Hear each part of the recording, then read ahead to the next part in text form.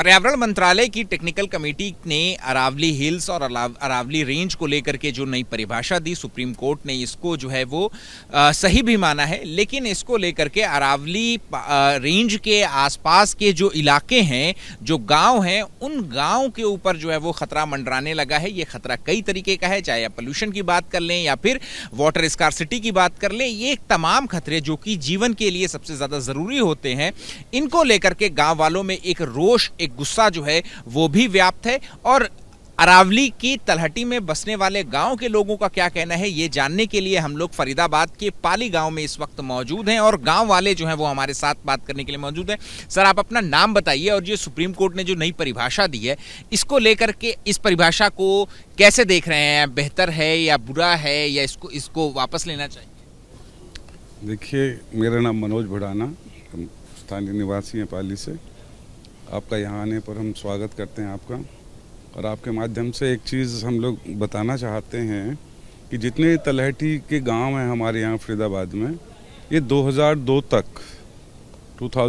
तक सारे ही माइनिंग्स, और क्योंकि यहाँ रोज़गार कुछ है नहीं, सारे गांव तलहटी में थे और सब का इस पहाड़ के ऊपर मालिकाना हक रखते हैं। और उस हक के वजह से यहाँ 99% पॉपुलेशन माइनिंग पे डिपेंड थी। और 2002 में all of a sudden Supreme Court से ही आदेश आता है, stop mining activities immediately in Aravalli hills.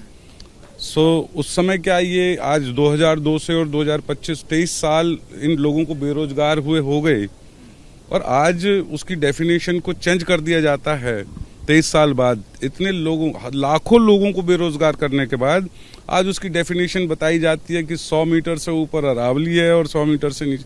तो उस समय ये मॉनिटरिंग कमेटी कहाँ गई थी जब लाखों लोग बेरोजगार हो रहे थे 2002 में? आज भी आप ऊपर जा करके देखिए, करोड़ों की संपत्ति, करोड़ों का जो मिनरल है वो बाहर निकला हुआ पड़ा है और वो उठाने तक नहीं दिया गया किसी। भड़ाना जी, एक चीज तो ये हो गई रोजगार की बात, लेकिन हम आपसे ये भी जानना चाहेंगे कि जो एक्सपर्ट हैं वो ये कह रहे हैं कि इस नई परिभाषा के बाद जो अरावली की जो खनन की प्रक्रिया है, या जो भू माफिया है, स्टोन क्रशिंग माफिया है, वो माइनिंग एक्टिविटी जो है वो यहाँ पर बढ़ जाएगी। तो इसके बाद चूंकि आप लोग एकदम तलहटी पे रह रहे हैं, सबसे पहला असर आपके ऊपर पड़ेगा। क्या इसका बुरा असर जो है वो आप लोगों के ऊपर पड़ने वाला है, या अंदेशा है? आप देखिए, हम आपको ये बताना चाह रहे हैं कि जो हमारे ऊपर असर पड़ना था वो तो 2002 में पड़ ही लिया उस ऑर्डर, और सुप्रीम कोर्ट के ही ऑर्डर के अनुसार। और आज अगर ये डेफिनेशन बदली जा रही है तो ये जरूर बड़े एक भूमाफिया की सक्रियता नजर आ रही है इसके अंदर, कि एक आम लोगों को उससे हटाने के बाद और उसको ग्रैब माइनिंग और अरावली को ग्रैब करने की ये नई साजिश के तहत ये डेफिनेशन दी गई है।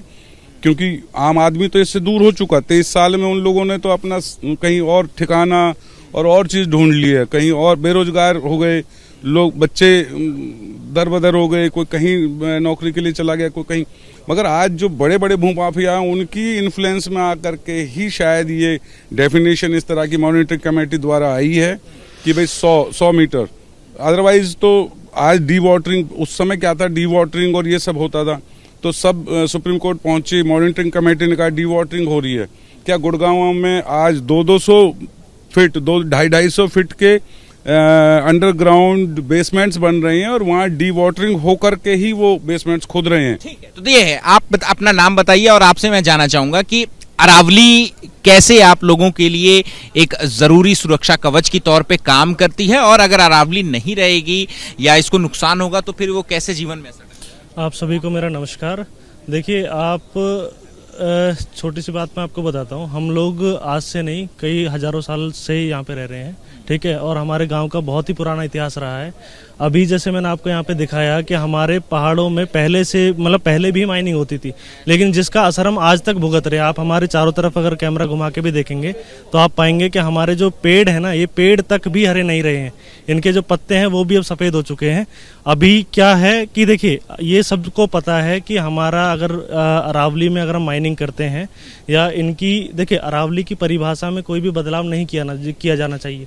अरावली जैसी थी उसको वैसा ही रहना चाहिए। उसको 100 मीटर के दायरे में बांधकर उसमें भूमाफियाओं को या फिर जो भी हम बिल्डर्स की लॉबी को इन करना चाहते हैं वो चीज़ नहीं होनी चाहिए। उससे हमें तो नुकसान है ही है, हमारे आने वाली पीढ़ी को भी बहुत ज़्यादा नुकसान है। उसके अलावा आप ये देखिए, हम आज की अगर हम करंट की बात करें तो हम AQI लेवल को मेंटेन नहीं कर पा रहे हैं, जिससे कि इसको हमारे उत्तरी भारत का फेफड़ा बोला जाता है, अरावली हिल्स को। ठीक है, अगर हम करंट की बात करें तो हम आज की डेट में भी अपने AQI लेवल को मेंटेन नहीं कर पा रहे हैं, तो आप भविष्य की कैसे कल्पना कर सकते हैं? स्थानीय निवासी होने के नाते, गांव आपका अरावली की तलहटी में होने के नाते, आप लोग कैसे निर्भर हैं अरावली पर? हम हर तरह से निर्भर है जी अरावली पर। आप ये देखिए, पहली बात तो आपको मैं जीता जागता यहाँ पे सबूत दिखाता हूँ कि हमारा जो वाटर कंजर्वेशन है, जो भी हमारी वाटर बॉडी है, वो हमारी अरावली हिल्स ही है। ठीक है, इन्हीं से ही पूरा का पूरा हमारा गांव इनके वाटर पर डिपेंड करता है, जो भी मैंने आपको अभी थोड़ी देर पहले दिखाया। अभी यहाँ पे हमारा जो झरना मंदिर इसको बोलते हैं, बनी का मंदिर भी बोलते हैं। ठीक है, तो हमारा पूरा का पूरा गाँव, हमारे पूरे गाँव का जो पानी है वो दूषित हो चुका है, जो कि पीने लायक नहीं है। तो हमारा लगभग सारा गांव यहाँ से मंदिर से पानी लेकर के जाता है, जो कि रिचार्ज कहाँ से होता है? हमारे इन अरावली माउंटेन से ही होता है। ठीक है, तो हमारा तो यही है कि इसको आप परिभाषा में बांध करके उसमें कुछ भी ना करें, और सुप्रीम कोर्ट ने जो भी अपनी पॉलिसी बनाई है उसमें अमेंडमेंट किया जाना चाहिए, ताकि जो अभी ये विनाश करने वाले हैं उसे बचा जा सके, क्योंकि उसको हम विकास की उसमें नहीं रखेंगे। सर, आप अपना नाम बताइए और अरावली के ऊपर आप लोग कैसे निर्भर हैं? गांव, आपका गांव बगल में होने के नाते। ये नेताजी ये देंगे आपको। आप, क्या नाम है सर आपका? और अरावली के बारे में हम लोग जानना चाह रहे हैं कि जो सुप्रीम कोर्ट ने नई परिभाषा दी है, अरावली के ऊपर, आप बगल में गांव में ही रहते हैं, स्थानीय है आपके, अरावली के ऊपर कैसे कैसे आपका जीवन गुजर बसर होता है अरावली के साथ? देखिए, मेरा नाम हरिंदर है और मैं इसी गांव पाली से रहने वाला हूँ। देखिए, गुजर बसर तो आप देखते हैं कि गांवों में ना सब तरीके के लोग होते हैं, सब तरीके का गुजर बसर है। हमारे यहाँ जैसे पशुपालन का काम ज़्यादा है, गाय भैंसों का काम है, दूध का काम है, तो सुबह शाम गाय चरने के लिए भी यहाँ आती है, भैंसें भी पहाड़ में आती है, यहाँ से अपना भोजन प्राप्त करके फिर वापस शाम को वहाँ पे भी जाती है। गुजर बसर के लिए तो ये चीज़ है, और जो ये हमें मेन चीज़, ये हमें ना पॉल्यूशन से बचाते हैं। और अरावली अगर चला जाएगा तो फिर जंगल भी चला जाएगा। और अभी आप देखो कितना शानदार जंगल है, यहाँ से आपको व्यू पूरा नजर आ रहा है। और यहाँ देखोगे अभी बहुत बड़े बड़े ना रेत के पहाड़ बने हुए हैं, वो रेत जो ऊपर से उड़ करके आता है वो यहाँ के कलेक्ट हो जाता है, और वो जो कि गाँव में अंदर नहीं जा पाता, जिससे भी हमें बचाव होता है। तो ये जो नई परिभाषा है कमेटी की कि 100 मीटर या 100 मीटर से ऊपर की जो पहाड़ियां होंगी उनको अरावली हिल्स कहा जाएगा, और 500 मीटर के अंदर अगर कोई दूसरी पहाड़ी होगी जिसकी ऊंचाई 100 मीटर या उससे ज्यादा होगी तो उसको अरावली रेंज कहा जाएगा। इस नई परिभाषा को कैसे देखें? देखिए, इसमें ना कुछ अमेंडमेंट गवर्नमेंट को करने चाहिए, क्योंकि ये ना एक बिजनेस है। जो सुप्रीम कोर्ट ने काम करा है ये एक बिजनेस पॉइंट ऑफ व्यू से करा है, क्योंकि आप देखोगे ना, अगर इस तरीके से हुआ तो आप देखना ये पहाड़ सब खत्म हो जाएंगे, यहाँ हाई राइज बिल्डिंगें खड़ी मिलेंगी, जिनसे कोई फायदा तो होना। क्यों कह रहे हैं? बिजनेस ही है, बिजनेस ही होना है 100%। यहाँ आप देखना अभी जमीनों के क्या रेट हो जाएंगे इसी में, यही चीज करने से। लेकिन सरकार के जो पर्यावरण मंत्री हैं उनसे हमने भी बात करी, और उनका तो कहना है, बयान आया है कि भाई ऐसा कुछ नहीं है, एनसीआर में तो माइनिंग की मनाही है, और अरावली को लेकर के अरावली की परिभाषा हर राज्य में एक समान हो, इसलिए ये जो है फैसला लिया है। माइनिंग के लिए मना है, पर हाई राइज बिल्डिंग बनाने के लिए, फ्लैट बनाने के लिए, घर बनाने के लिए मनाही थोड़ी है। वही तो बिजनेस है। वो क्या, अभी आप देखना ये लाखों करोड़ों रुपए में बिकेंगे। आज जिसका हमारे भी तो सुप्रीम कोर्ट में केस भी है, उसके बारे में हमारे अंकल जी ने आपको बताया भी होगा, इस केस से रिलेटेड ये ज्यादा भागदौड़ करते हैं।